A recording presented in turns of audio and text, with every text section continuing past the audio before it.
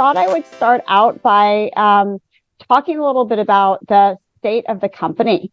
It's actually been 25 years that Educational Connections has been going strong. And it started in 1998. I was a teacher in Fairfax County Public Schools. And on the side, I drove to kids' homes and tutored them one-to-one. And over time, I just felt that this was my calling in life, to work with students one-to-one rather than in a large classroom. I loved seeing their grades improve, their confidence improved. I really loved getting to know each student on a personal level. And I really enjoyed getting to know their parents too. And so I decided to take a leap of faith and I quit my teaching job and I started Educational Connections really with just one student at my dining room table. And over the years, it grew. I hired folks to work for me when I became too full, and then I hired an office manager to help me manage the business and so forth. And everything was going really, really great until March of 2020. And we all know what happened then. The whole world came to a halt. And our business model until then had been for tutors to travel to kids' homes and work with them one-to-one, just like I had been doing all those years ago. And I was the biggest skeptic of going on Zoom. I just thought this will never work. I mean, seriously, some of these kids couldn't pay attention when we were sitting next to them at a table. What would it be like when it's all online? And to my surprise, it actually went really well for a couple of reasons. One, because we had relationships with kids, and it wasn't like it's in a big Zoom room with 25 or 30 kids, which did not work, we all know, in a classroom when kids were online. So that personal relationship was key. We were also able to see kids more frequently. And before, when a tutor had to travel, a ways, we all know what traffic is like in the DC area. Maybe she'd only be able to sit with a student once a week, say for an hour and a half. But we took that time and we divided it up so that we were seeing kids more frequently, oftentimes for shorter sessions, like 2 one-hour sessions. And it was the combination of a personal relationship and seeing kids more frequently that really helped them to do well in school when many of their friends were having a hard time. And so fast forward, it worked so well. We invested in new technology. We trained our tutors. We realized that we could keep this business model. And so I wanted to share with you, where we are now and how we're doing. So since 2020, the company has really grown. And last school year, on average, we served 423 students per month. In this past school year, we served 551 students per month. So that's a really big increase. And we're seeing, we had a fabulous summer so far, and we're expecting even more growth this school year. And what's amazing is it's not just a regional business anymore. Prior to this, we mostly served kids in Northern Virginia and some in DC and Maryland. And now we see kids across the country. We're able to see kids, outside of our region, and in some of our biggest states are Texas, Florida, and California. And not only are we able to help kids across the country, which many of them didn't even know what executive function help was before we worked with them, we're able to also recruit tutors across the country as well. And now we have 122 tutors from 28 states and the District of Columbia.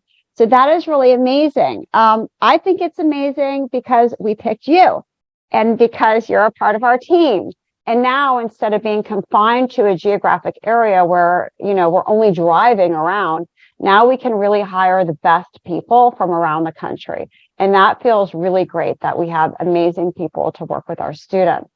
Now, along with me, I want to introduce you to Erin Ebert. Many of you may already know Erin. In fact, last week was 13 years that she's been with me by my side at Educational Connections as our education director. So hello, Erin. Hi, Anne. Thank you for having me. Thank you. And what I love about you, Erin, is first of all, you're amazing and you're organized and always on top of things, but you see a unique perspective in all and all that you do, because over the years, you've talked to thousands of parents. So it's not just the experience of, maybe working with one or two students or seeing trends just with a few families, but over the years, you've worked with thousands of parents, hearing their needs. I know you often say that you're a part-time therapist, hearing parents' dreams and hopes and also their struggles with their kids.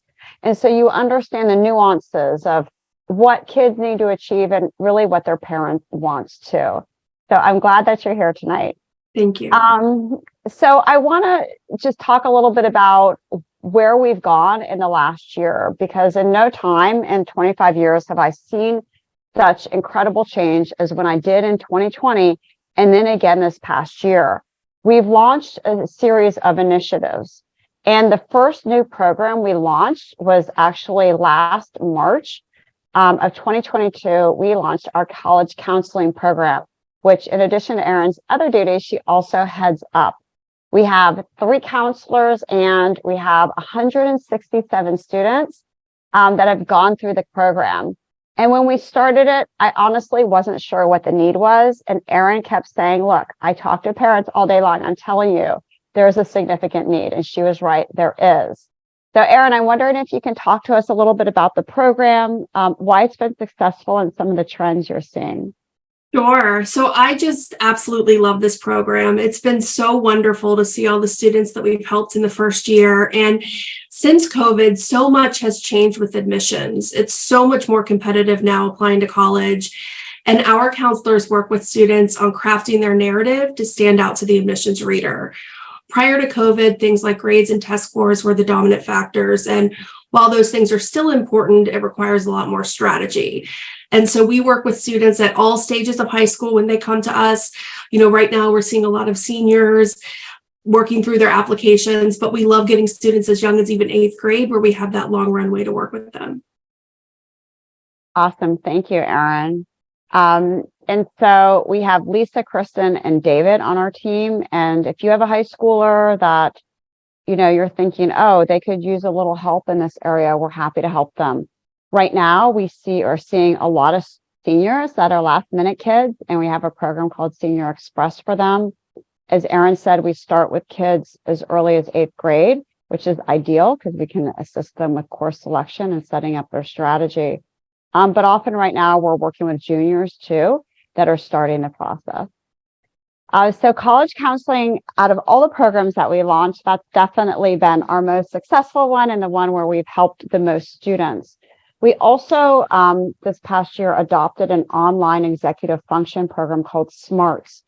And for many years, we kind of taught executive function in the realm of schoolwork. Like when kids had schoolwork, we taught them to take all their assignments like you do now, many of you, and figure out when the due dates are and backwards plan. But we were kind of stuck in the summer. Many years ago, 20 years ago even, I used to teach summer classes on how to plan things out, how to remember, how to take notes. And what I found is that when I taught these things in isolation without a lot of practice, in like a boot camp type of situation, it didn't generalize into the school year. And so we played around with so many things over the years, and we really struggled to find that secret sauce. And we finally did this past year. We found a new program that we recently adopted. And Erin, can you share a little bit about that too? Yes. So this is a research-backed curriculum. It works incredibly well over the summer when students aren't in school. It can also be incorporated in the school year with demands for the classroom. It targets things like goal setting, cognitive flexibility, organizing, prioritizing, self-checking, among some other executive functions. Yes. And, if you have a student that struggles with these things, there's still some time over the summer. We can help them just a tad, and then we can carry that into the summer. And so we're really, really proud of what we've done, and we look forward to helping even more students in the future. It's different than the executive function support you might do with a student without a curriculum. We don't see as many students in the school year. It was really intended to fill that gap in the summer. All right. So I just heard this recent statistic from my friend who's a therapist, and she works with a lot of kids on the autism spectrum. And she told me the newest research is showing that 1 in 34 students have autism. They're somewhere on the spectrum. Now, when kids struggled in this area before, we used to call high functioning kids. We used to say they have Asperger's, but that diagnosis is not a thing anymore. And so now anybody that meets the criteria of Asperger's is considered to be autistic. And we're seeing more and more of these kids, and these kids are actually functioning fairly well, even for their disability. They're often in regular classes. They might be in team taught classes, but they're able to get by. However, they need support. And so we saw this need that we need to have people that can specialize just a little bit more, people that are empathetic, can help kids with accountability, and really have that special touch with students with autism. And so we rolled out a new program, and it's executive function, kind of what many of you are doing, but it's specific for kids with autism. On the last training, one of the tutors said, "Oh, I have a student like that, and I could use a little bit more help." And if that's you, let us know, and we'll have one of our autism specialists hook up with you and help you with some strategies if needed. All right. And then our next one, which is very close to my heart, is an executive function program for college freshmen. And then as students go through college, their sophomore, junior, and senior years. I really, really wanted to focus on college students because of my own experience. And when my older son, who's 25 now, started college, he has ADHD. He really needed a coach, and it wasn't really something that we did. And so I found this coach that, not in Educational Connections, but she was on her own, that I used. And it didn't go so well, not because she wasn't a wonderful person, because she is and she was, but because it was very transactional. And it was like, okay, let's see, what do you have due? Let's map this out. When is it due? Did you do that? Did you do this? And it wasn't enough of a personal relationship, and really troubleshooting what the underlying issues were. And so I knew that if we ever did this in the future, I wanted it to be very personal to kids. And so we decided to add this to our repertoire just this past year to focus on rising freshmen. So if you have a student who is a senior and you think they can benefit for this service, let us know. Erin, do you want to talk a little bit about our college student? The college students? Yeah. Yes. So we work with them on, time management, providing accountability, making sure that they have structure, especially as they head off for their first semester where they're on their own for their first time. Yeah, absolutely. And that's so key. And in fact, we're having a workshop. If you work with kids that are going to college or that are in college, we have a presentation for parents. Do you remember the date of that, Erin? The 16th. Oh, okay, great. The 16th. And you'll see an email about that coming out, and it's going to be awesome. One of our college coaches is going to be doing that, and I hope that you can make it. And then lastly, our newest addition is a parent coaching program. We noticed that a lot of our students who struggle with ADHD also have a parent that has the same issues. And in fact, it makes sense because there's a 75% chance that if you struggle with ADHD or you've been diagnosed, you have a parent with the same issue. Erin, tell us a little bit about parent coaching. Yeah, so it's by popular demand. Parents for years have asked us, "Oh, you're helping so much with my child. Do you ever offer anything like this for me?" And this service focuses around structure, routine, and communication, and really giving the parent the tools they need to help support their child's goals with their coach. So it's how to talk with your child, how to have the routine and structure in your house to support those goals, that sort of thing. Awesome. Thank you. All right. So we talked about our new initiatives for this year and where we are now. I want to share with you our goals for going forward. We've come a long ways, and what we've noticed is that aside from our area of Washington, D.C., many other families across the country really don't know what things are like executive function support. they know what tutoring is, but they don't necessarily know that you can get help with things like being more organized and planning your time. So our goal is to expand geographically, starting with larger metropolitan areas. So initially the East Coast, which we also already have expanded to, and then across the country. We also want to be the number one service that parents think of when they think of ADHD or executive function.